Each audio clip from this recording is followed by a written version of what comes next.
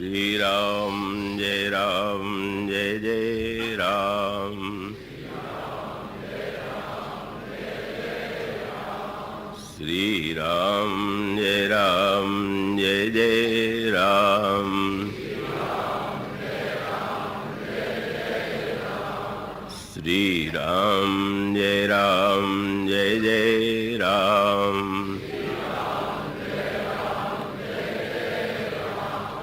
श्री राम जय जय राम।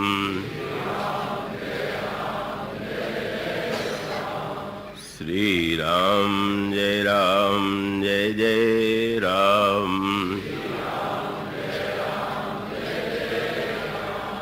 श्री राम जय जय राम।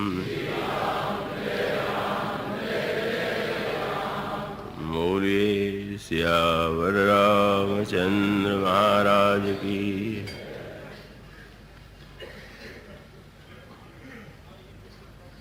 आइए हम सब मन शरीर से प्रभु की राजसभा में स्वयं को बैठा हुआ अनुभव करें।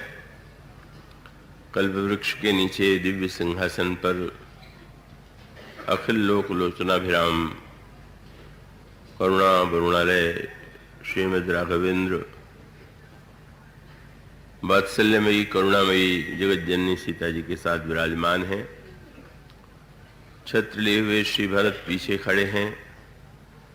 धनुष लिए हुए लक्ष्मण जी दाहिनी ओर और चमर लिए हुए शत्रुघ्न जी बाईं ओर खड़े हैं। हनुमान जी प्रभु के से चरणों में विराजमान हैं। भगवान शंकर सहित समस्त देवता मुनि, अयोध्या के नागरिक और यहाँ उपस्थित सभी महानुभाव और देवियाँ बैठकर कथा श्रवण कर रहे हैं। वास्तविक वक्ता तो प्रभु ही हैं, दिखाई देने वाला वक्ता तो एक यंत्र और माध्यम है, और श्रोताओं के हृदय में विराजमान होकर के श्रवण करने वाले भी वे ही हैं। आइए वंदना के क्षणों में हम सब इसी भाव में तन्मय होने की चेष्टा करें। ओम मंगलमूर्तये नमः। गणाधिपतये नमः। वर्णानामर्थसंघानां रसानां छन्दसामपि मंगलानां च कर्तारो वन्दे वाणी विनायकौ।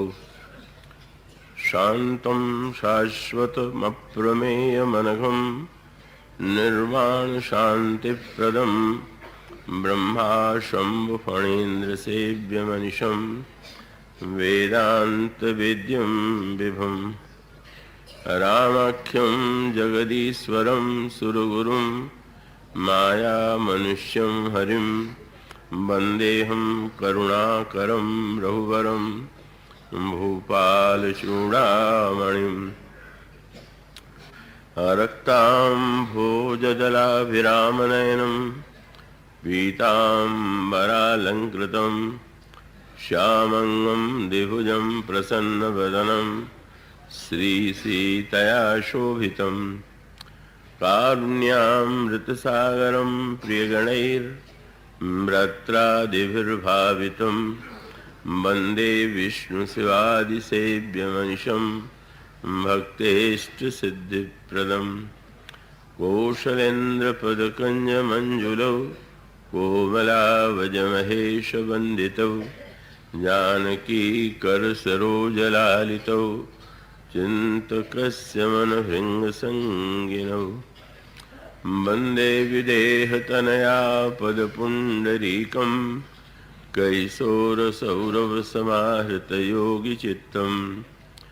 हन्तुं त्रितापमनिशं मुनिहंससेव्यं सन्मानशालिपरिपीतपरागपुञ्जम्। अतुलितबलधामं हेमशैलावदेहं दनुजवनकृशानं ज्ञानिनामग्रगण्यं। सकलगुणनिधानं वानराणामधीशं रघुपतिप्रियभक्तं वातजातं नमामि। यत्र यत्र रघुनाथ कीर्तनं तत्र तत्र कृतमस्तकाञ्जलिं वाष्पवारि परिपूर्णलोचनं मारुतिं नमत राक्षसान्तकम् गरुडमहाज्ञानी गुणराशि हरिसेवकयति निकटनिवासी वैदेही सहिते सुरद्रुमतले हेमैर्महामण्डपे रत्ने पुष्पकमासने मणिमये वीरासने संस्थितम् अग्रे वाचयति प्रभञ्जनसुते तत्त्वं मुनीन्द्रैः परम् व्याख्यातं भरतादिविपरिवृतं रामं भजे श्यामलम् कुन्देन्दुदरगौरसुन्दरं मम्बिकापतिमभीष्टसिद्धिदं कारुणिककलकञ्जलोचनं नौमि शङ्करमनङ्गमोचनं प्रभु समर्थ सर्वज्ञ शिव सकलकलागुणधाम योग ज्ञान वैराग्य निधि प्रणतकल्पतरुणाम श्री गुरु चरण सरोज रज निज मनम कुर सुधारि वरणो रघुबर विमल यश जोदायक फलचारि सियावर रामचंद्र की जय।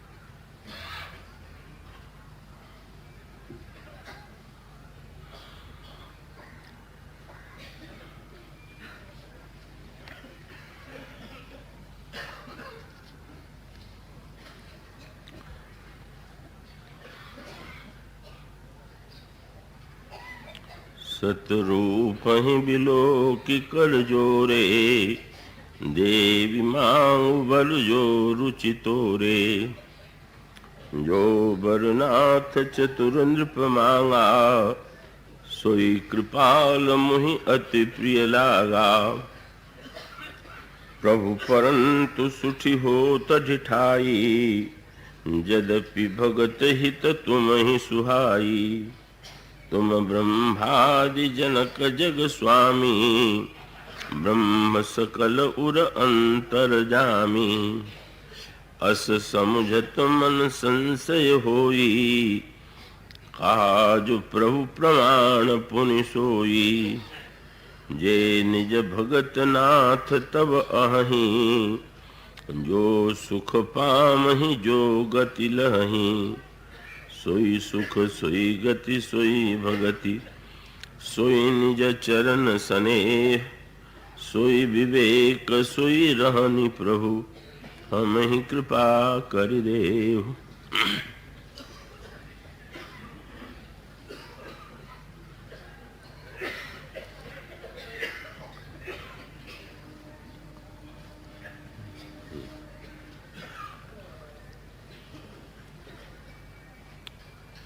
भगवत कथा रसिक महानुभावों, भक्तिमती देवियों, अभी आपके समक्ष जो पंक्तियां पढ़ी गई हैं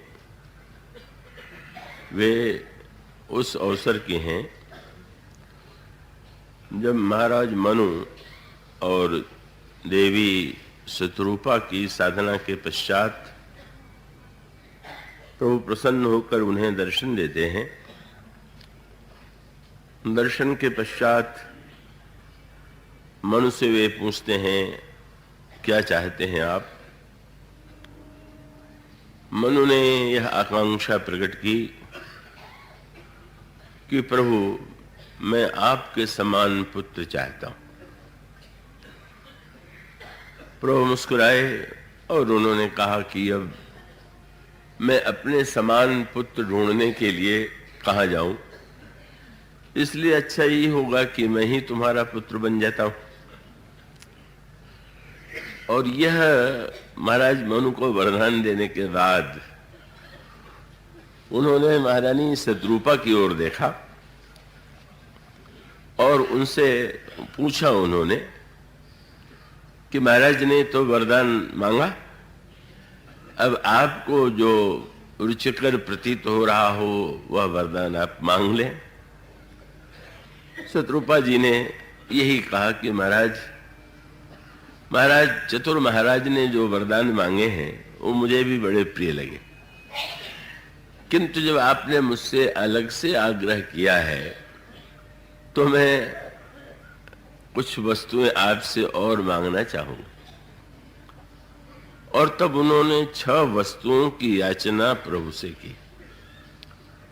उन्होंने कहा, प्रभु भक्तों को जो सुख प्राप्त होता है उसे देने की कृपा करें, जो उन्हें गति प्राप्त होती है, जो उन्हें भक्ति प्राप्त होती है, आपके चरणों में जैसा उनका सहज स्नेह होता है, भक्तों में जैसा विवेक होता है और भक्तों की जैसी रहनी होती है वो आप देने की कृपा करें। तो यह जो महारानी कौशल्य शत्रुपा के द्वारा मांग प्रस्तुत की गई, कह सकते हैं कि ये तो भक्ति साधना का समग्र रूप ही इन शब्दों के माध्यम से प्रकट कर दिया गया। कल जो प्रसंग आपके सामने चल रहा था, आज बहुत से नए लोग हैं, उसका मूल सूत्र यही है, मनु जो है वो मानव जाति के आदि पुरुष हैं और महाराज मनु के द्वारा जिस साधना पद्धति का आश्रय लिया गया, महाराज मनु की जो आकांक्षा थी वह केवल उनकी ही आकांक्षा नहीं, और इसका सबसे महत्वपूर्ण पक्ष यही है कि वे चाहते तो यह याचना कर सकते थे, क्योंकि हमारे यहाँ जो 4 पुरुषार्थ माने जाते हैं, जिन 4 फलों का विभाजन किया गया है, उसमें मोक्ष अंतिम फल है। वे कह सकते थे कि मैं मुक्ति पाना चाहता हूं, किंतु जब उन्होंने मुक्ति की याचना नहीं किया, इसके स्थान पर उन्होंने प्रभु से ही पुत्र बनने की आकांक्षा प्रकट की, तो उसके पीछे यही तो उद्देश्य था कि यदि मैं अकेले मुक्त हो जाता हूं तो वो तो मेरे स्वयं आत्म कल्याण की ही बात होगी, लेकिन ये जो सारी मानव जाति है का उन समस्त मानव मात्र का कल्याण हो सके, मुझे भी अंतःकरण में आनंद की अनुभूति हो, हमें सुख की भी प्राप्ति हो, पर उस सुख का वितरण सारे संसार को किया जा सके, यही भावना महाराज मनु में विद्यमान है। और वो महाराज श्री मनु की जो साधना है और उसमें जिस क्रम का वर्णन किया गया है, कल आपके सामने उसका श्री गणेश किया गया।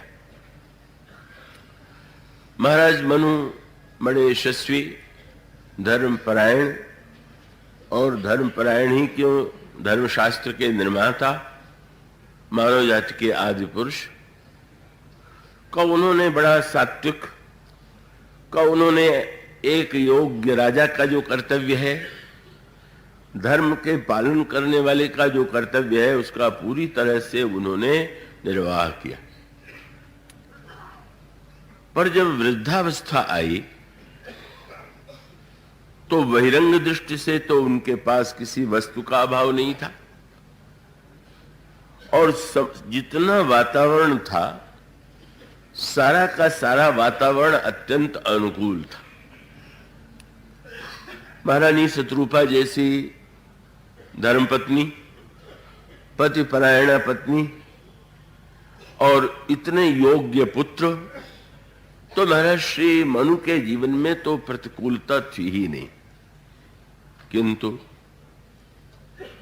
इस प्रतिकूलता में भी उन्हें ऐसा लगा कि बाहर भले ही मेरे जीवन में कोई अभाव न हो, पर अभी हमारा जीवन पूर्ण नहीं, उसमें हमारे जीवन में एक अभाव है, और जब तक उस अभाव की पूर्ति नहीं हो जाती तब तक मैं कृतकृत्यता और धन्यता का अनुभव नहीं कर सकता। और उसके लिए एक बड़ी अनोखी बात कही गई है। मैं आशा करता हूं कि आप सब तो प्रबुद्ध हैं, तो एकाग्र मन बुद्धि से चित्त से सुन रहे होंगे। उसमें उन्होंने एक संकेत सूत्र दिया कि धर्म का जो परिणाम होना चाहिए वो मेरे जीवन में उसका उदय नहीं हुआ। जैसे कोई वृक्ष लगाता है तो वृक्ष की सार्थकता तब मानी जाती है जब उसमें फल लगे। तो ये जो जीवन भर उन्होंने धर्म का पालन किया, कि धर्म के पालन का क्या फल है। तो अब धर्म के पालन के फल के संदर्भ में दो उत्तर हैं। कि एक ओर तो धर्म का जब व्यक्ति पालन करता है तो उसको संसार में कीर्ति प्राप्त होती है कि इनका आचरण जो है धर्म के अनुकूल है, और उसके साथ साथ उस व्यक्ति के संपत्ति और श्री की भी वृद्धि होती है, और शास्त्र कहते हैं कि मरने के बाद भी उसको सद्गति होती है। तो ये जो धर्म का ये तीन फल है, इसे पाने की व्यग्रता ही संसार में जो धर्म के पालन करने वाले हैं या होते हैं उनके मन में होती है। किंतु श्री रामचरितमानस में यह एक सूत्र दिया गया, और वो इस प्रसंग में उस सूत्र का बड़ा महत्व है कि धर्म का फल क्या केवल कीर्ति है, धर्म का फल क्या केवल संपत्ति है, और धर्म का फल क्या केवल मात्र स्वर्ग में चले जाना है। यदि इतना ही है तो क्या ये सचमुच पूर्णता का लक्षण है क्या? श्री रामचरितमानस में आपने पढ़ा होगा, भगवान श्री राम ने जब लक्ष्मण जी को अयोध्या में रुक करके कर्तव्य कर्म का पालन करने के लिए कहा, धर्म का पालन करने के लिए कहा, तो प्रभु ने कहा, लक्ष्मण, व्यक्ति को भावावेश में कर्तव्य से विमुख नहीं होना चाहिए, धर्म का पालन करना चाहिए। पिताजी इस समय मूर्छित स्थिति में है, भरत अभी तक आए हुए नहीं है, मुझे पिताजी की आज्ञा का पालन करने के लिए वन जाना है, इसलिए इस समय तुम प्रजा की सेवा करो, यही तुम्हारा कर्तव्य है, यही तुम्हारा धर्म है। लक्ष्मण जी ने इस धर्म के उपदेश को स्वीकार नहीं किया। लक्ष्मण जी ने कहा कि धर्म का जो परिणाम है, अगर वो मैं नहीं पाना चाहूं तो क्या आप मुझे धर्म का पालन करने के लिए बाध्य कर सकते हैं क्या? तो बात तो ठीक ही है। तो उन्होंने कहा कि धर्म के द्वारा जो तीन वस्तुएं मिलती हैं वो तीनों मुझे नहीं चाहिए। उनका वाक्य था, धर्म नीति उपदेशीय ताहि कीरति सुगति भूति प्रिय जाहि। जब मुझे तीनों नहीं चाहिए तो मैं इस धर्म को नहीं स्वीकार करता हूं। तो अब एक पक्ष ये हुआ जो लक्ष्मण जी का पक्ष है, और इसका तात्पर्य क्या है?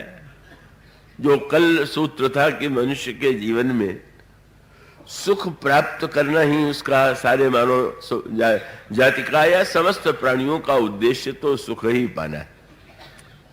तो धर्म के द्वारा यदि कीर्ति मिल गई, मान ले, तो क्या व्यक्ति सुखी हो जाएगा क्या? लगता है, लेकिन अनेक जब धर्म का पालन करने वाले हों और एक की कीर्ति कम हो और दूसरे की कीर्ति अधिक हो, तो बेचारा वो कहीं सुखी नहीं हो पाता है, वो कीर्ति में भी उसको दुख की अनुभूति होने लगती। अरे भाई, मेरी अपेक्षा तो इसकी कीर्ति कहीं अधिक है, तो कीर्ति में भी दुख तो पीछा नहीं छोड़ता।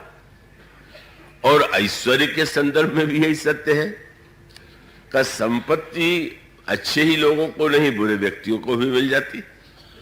और उसके साथ संपत्ति में भी तारतम्य है, किसके पास कितनी संपत्ति है। तो वहां संपत्ति में भी सुख मिला, पर उसके साथ दुख तो अपने आप ही जीवन में प्रविष्ट हो गया। और स्वर्ग की बात तो आपके सामने मैंने कल कही थी कि स्वर्ग में भी पहुंच जाए तो वहां तो स्वर्ग में पहुंचने वालों की संख्या भी बहुत अधिक, और वहां स्वर्ग में देवताओं को उतना ही भोग सामग्री, उतनी ही भोग सामग्री, वैसा ही आसन, वैसी ही व्यवस्था मिलती है जैसा उन्होंने पुण्य किया। अब परिणाम ये होता है कि अपने बगल में जब एक दूसरे को अपनी बराबरी या उससे भी ऊंचे आसन पर बैठा हुआ देखते हैं तो वहां पर भी तो ईर्षाजन्य दुख जो है वो तो देवताओं का पीछा छोड़ते ही नहीं। वो स्वामी जी ने मेरे पत्रिका में कहा, सर्गो मिटत न सावत। तो इसीलिए वो जो प्रसिद्ध कथा है कि देवताओं के ईर्षा की पराकाष्ठा का तो अनेक प्रसंग रामचरितमानस में आता है। अगर देवर्षि नारद साधना में संलग्न है तो इंद्र को यही भय लगने लगता है कि कहीं ये इंद्र पद पाने के लिए ही तो ये सारी साधना नहीं कर रहे, और वो प्रयत्न करता है। बड़ी अद्भुत बात, पुण्यमय है, धर्ममय है, और देवर्षि नारद धर्म का पालन कर रहे हैं, पर वो धर्म में सहायता नहीं देता, बाधा डालता। इसका अभिप्राय है कि धार्मिक व्यक्ति को भी चिंता हो जाती है कि मुझसे बड़ा कोई धार्मिक न हो जाए। ये बड़ा संकट है। तो वो इस इंद्र की ईर्षा के प्रसंग तो सारे पुराणों में अनेक आए हुए, और उसमें भी ऊपर आकाष्ठा का प्रसंग वह है। शास्त्रों ने ये कहा कि जो व्यक्ति 100 अश्वमेध यज्ञ पूरे कर लेता है उसको इंद्र पद प्राप्त होता है। तो जो ये रघुवंश में महान प्रतापी रघु के जो पिता महाराज दिलीप हैं, उन्होंने शास्त्र के इस वचन पर विश्वास किया और वो अश्वमेध यज्ञ करने लगे। 99 यज्ञ पूरे हो गए, और 100वें यज्ञ में जो अश्वमेध यज्ञ का अश्व था, घोड़ा था, वो अचानक कब कौन चुरा ले गया इसका पता नहीं चल रहा। सामने कोई व्यक्ति आया नहीं, खोज होने लगी।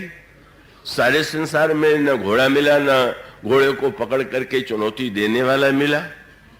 और तब गुरु वशिष्ठ ने अपनी योग शक्ति से देखा तो पता चला कि घोड़ा तो स्वर्ग में इंद्र ने चुरा लिया। उन्होंने बताया तो रघु तो महान प्रतापी थे, उनका रघुवंश नाम ही इसीलिए पड़ा। रघु ने कहा कि अभी मैं स्वर्ग पर आक्रमण करके घोड़ा छीन करके ले आता हूं।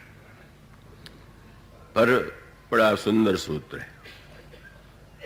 अगर दिलीप के जीवन में केवल इतना ही उद्देश्य होता कि स्वर्ग, और स्वर्ग में भी उसमें भी वही सूत्र है कि भाई स्वर्ग में भी सर्वश्रेष्ठ देवता तो इंद्र है, तो इसका अभिप्राय कि अन्य देवता बनने में तो ये प्रश्न है कि हमसे कोई बड़ा होगा, पर इंद्र बन जाए तो सर्वोच्च स्थान मिल जाएगा। तो ये दिलीप के मन में संकल्प आया, यह एक पक्ष है। पर दिलीप ने सत्संग किया था, और सत्संग की विशेषता ये है कि आप जो बातें सुनते हैं ये आवश्यक नहीं है कि तत्काल वो जीवन में घटित हो जाए, प्रतिफलित हो जाए और व्यक्ति पूरा का पूरा वैसा आचरण करना लगे। लेकिन वो जो सुना हुआ है का वो कभी न कभी वो स्फुटित होता है, कहीं अंतःकरण में उसकी स्मृति आती है, और यही स्मृति जो है आज दिलीप के जीवन में उदित हुई। तो अभी जैसा आपके सामने कह रहा था मैं कि धर्म का एक फल है सुख, कीर्ति, स्वर्ग, और दूसरा आपको रामायण में पक्ष मिलेगा कि धर्म का फल है वैराग्य। धर्म ते विरति जोगते ज्ञाना और ज्ञान मोक्ष पद वेद वखाना।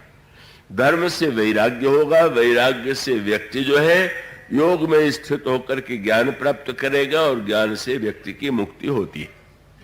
ये एक पक्ष बताया गया। तो अब यूं कह लीजिए कि जैसे आप किसी मार्ग से जा रहे हो और एक स्थान ऐसा आ जाए कि जहां पर सड़क जो है दो अलग अलग दिशाओं में मुड़ी हुई हो, तो फिर आपको निर्णय करना पड़ता है कि हमें दाहिने जाना है या बाएं जाना है। तो ठीक इसी प्रकार से धर्म का मार्ग एक और तो स्वर्ग की दिशा में ले जाता है और दूसरे धर्म का मार्ग जो है वैराग्य की दिशा में ले जाता है। अगर स्वर्ग की दिशा में ले जाएगा तो एक जीवन का चक्र जो है आने जाने का बना रहेगा, और अगर वो वैराग्य की दिशा और योग और ज्ञान में स्थित होगा तो उसे मुक्ति प्राप्त होगी, ऐसी शास्त्रों की मान्यता है। तो दिलीप ने जो सुना, हो तो शास्त्रों में तो सभी वर्णन सुनने को मिलता है, दिलीप ने जो सुना था उसका तत्काल उनके अंतःकरण में प्रकाश हो गया और उन्होंने रघु से कहा कि नहीं, तुम्हें स्वर्ग पर आक्रमण करने की आवश्यकता नहीं, घोड़ा लाने की आवश्यकता नहीं है। लोगों ने कहा कि महाराज, जब वो घोड़ा लाया जा सकता है और 99 अश्वमेध यज्ञ पूरे हो गए हैं तो अब आप क्यों रोक रहे हैं। उस समय उन्होंने जो बात कही वो विवेक की उनकी जो विवेक स्थिति है उसका परिचय है। उन्होंने यही कहा कि अब मेरे मन में इंद्र बनने की कोई इच्छा नहीं। क्यों? बोले 100 अश्वमेध यज्ञ करके इंद्र बनने वाले की भी जब चोरी की आदत नहीं गई तो अब मैं क्या बनूंगा इंद्र। यहां तो मैं चोरों को दंड देता हूं, यहां तो मेरा कार्य है कि अगर चोर चोरी करे तो मैं स्वयं दंड दूं, और इंद्र बन करके देवताओं का स्वामी बन करके जब मैं चोरी करूंगा तो क्या रखा है इंद्र पद में। वैराग्य का अर्थ है कि जब व्यक्ति को ये लगने लगे कि जिस वस्तु को हम सुख के लिए पाना चाहते थे कहीं ऐसा तो नहीं है कि वो भविष्य में दुख का हेतु बन जाए, अकल्याण का हेतु बन जाए। इसीलिए भगवान श्री राम भी जब अयोध्या वासियों को उपदेश देते हैं तो कह देते हैं कि यही तनु कर फल विषय न भाई। का अच्छा महाराज विषय नहीं है तो स्वर्ग सही। तो उनका स्वर्ग स्वल्प और अंत दुखदाई। स्वर्ग भी अंत तो गत्वा व्यक्ति को दुखी ही बनाता है। इसलिए बुद्धिमान व्यक्ति जब ये अनुभव कर लेता है कि ये वस्तुएं हमें सच्चे सुख को देने में समर्थ नहीं है, अपितु इसकी परिणति हमारे जीवन में दुख के रूप में होगी, तो उसके जीवन में वैराग्य का उदय हो जाता है। तो ये वैराग्य का उदय होना उसी के जीवन में है कि जिसके जीवन में दो वस्तुएं हैं। वैराग्य के लिए या तो विचार चाहिए या वैराग्य के लिए प्रतिकूलता चाहिए। प्रतिकूलता का अभिप्राय कि जीवन में जब बहुत प्रहार झेलने पड़े कि व्यक्ति जिनसे राग करता है और राग करते हुए उनसे बार बार कष्ट मिले, तो अनेक लोग तो कष्ट सहते सहते इतने अभ्यस्त हो जाते हैं कि उनको कष्ट भी कष्ट ही नहीं लगता। तो उनकी बात तो और है, पर एक स्थिति ऐसी आ जाए कि जिनसे व्यक्ति राग करता है वो प्रतिकूलता की स्थिति उत्पन्न होने पर भी एक वैराग्य उत्पन्न होता है। वैराग्य का विचारजन्य वैराग्य और दूसरा परिस्थिति जन्य वैराग्य। तो महाराज मनु के जीवन में परिस्थिति जन्य वैराग्य तो हो ही नहीं सकता था। जब इतनी महान पतिव्रता पत्नी हो, इतने आज्ञाकारी पुत्र हो, सारे विश्व में राजा के रूप में उन्हें सम्मान प्राप्त हो, तो उनके जीवन में तो किसी प्रकार की बहिरंग प्रतिकूलता नहीं थी, कोई अभाव ही नहीं था। इसलिए वैराग्य के लिए जो एक वाक्य कहा गया बड़े महत्व का है। वैराग्य कब होगा? बोले दुख द्वेषा, जब दोषानुदर्शनम, जब मनुष्य को दुख मिले या मनुष्य को वस्तु में दोष की अनुभूति होने लगे तो ही वैराग्य का उदय होता है। इसी का एक गंभीर प्रसंग का रामचरितमानस के लंका कांड में लक्ष्मण जी ने धर्म के पक्ष को, उस फल को अस्वीकार कर दिया। क्यों? उन्हें रामचरितमानस में कहा गया कि वो मूर्तिमान वैराग्य है। तो धर्म का जो चरम फल है वो तो उनमें है ही है, इसलिए अब उन्हें किसी कर्तव्य कर्म धर्म की आवश्यकता नहीं। पर उसमें एक बड़ा मधुर संकेत आता है। लंका के युद्ध में जब मेघनाद और लक्ष्मण जी का युद्ध हुआ तो लक्ष्मण जी मूर्छित हो गए। लक्ष्मण मूर्तिमान यदि वैराग्य हैं, लखन राम सीता सहित राजत पर्ण कुटीर भगत ज्ञान वैराग्य जनु सोहत दरे शरीर, तो मेघनाद मूर्तिमान काम। तो काम और वैराग्य में संघर्ष स्वाभाविक है। मेघनाद का युद्ध तो दो ही से विशेष होता है, या तो हनुमान जी से या लक्ष्मण जी से। वो ब्रह्मचारी है और ये विरागी, तो काम का तो मुख्य विरोध इन्हीं दोनों से ही। और लक्ष्मण जी ने बार बार मेघनाद को परास्त किया, किंतु एक क्षण ऐसा आया कि जब मेघनाद भी उन्हें परास्त करने में, मूर्छित करने में सफल हो गया। यद्यपि उसका उद्देश्य तो जो था वो नहीं पूरा हुआ। इसका अभिप्राय कि मेघनाद ने जब लक्ष्मण जी को मूर्छित किया तो उसके मन में एक ही इच्छा उत्पन्न हुई कि मैं लक्ष्मण को ले चल करके अपने पिताजी के चरणों में मूर्छित लक्ष्मण को पहुंचा दूं और ये कहूं कि ये जिसके बल पर राम युद्ध कर रहे थे का वो ये आपके चरणों में पड़ा हुआ। किंतु मेघनाद उन्हें उठाने में सक्षम नहीं हुआ और उसका अभिप्राय ये है कि भाई लक्ष्मण जिस मनस्थिति में है, लक्ष्मण जैसे जो भक्त हैं, वो चैतन्य का मूर्छा की स्थिति में भी रावण के चरणों में नहीं जाते। वो तो जाएंगे तो राम की गोद में ही जाएंगे, राम के ही चरण में जाएंगे। तो असमर्थ मेघनाद असमर्थ होता है। हनुमान जी आते हैं, हनुमान जी लक्ष्मण जी को ले जा करके प्रभु की गोद में दे देते हैं। अब चिंता होने लगी, लक्ष्मण जी के मूर्छा के लिए वैद्य चाहिए जो बतावे कि किस औषधि के द्वारा इनकी मूर्छा दूर होगी। और तब एक अद्भुत सी बात हुई कि वैद्य स्वयं इंद्र जो है वो तो भगवान राम से जुड़ा हुआ है, देवता भगवान राम के अंतर हृदय से समर्थक है। और वहां स्वर्ग में तो बड़े उच्च कोटि के वैद्य जो हैं वो तो है ही। तो स्वर्ग में यदि वैद्य है तो अधिक स्वाभाविक होता कि स्वर्ग से वैद्य बुलाया जाता। किंतु जब यह निर्णय किया गया कि लंका वाले वैद्य को बुलाया जाए तो बड़ी अटपटी सी बात है। शत्रुनगर में रहने वाला वैद्य तो अत्यंत विश्वस्त होना चाहिए, अत्यंत विश्वासी होना चाहिए। का कोई विरोधी अगर वैद्य के रूप में आ जाए तब तो वो का औषधि के रूप में जहर भी दे सकता है। तो ऐसी स्थिति में भगवान श्री राम का यह निर्णय कि सबका निर्णय कि नहीं लंका वाले वैद्य को बुलाया जाए, बड़ा अटपटा लगता है।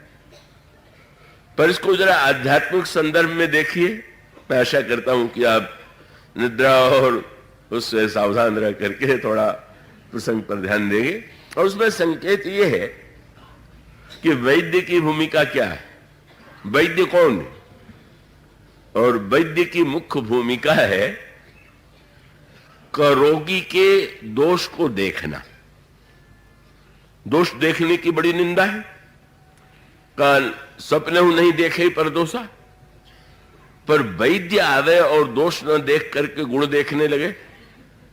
रोगी से कहने लगे आपकी आंखें बड़ी सुंदर है, आपका शरीर तो बड़ा सुंदर है, और उसके सौंदर्य की सराहना करने लगे तो मूर्ख रोगी होगा तो ही प्रसन्न होगा।